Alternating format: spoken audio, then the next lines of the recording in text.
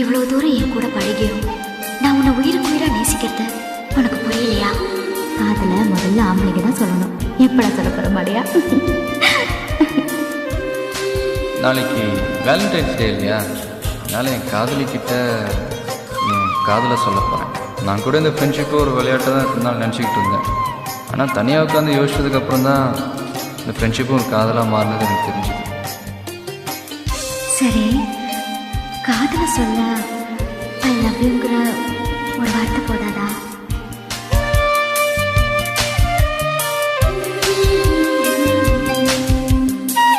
எனக்கு எப்படி சொல்கிறதுன்னு தெரியல.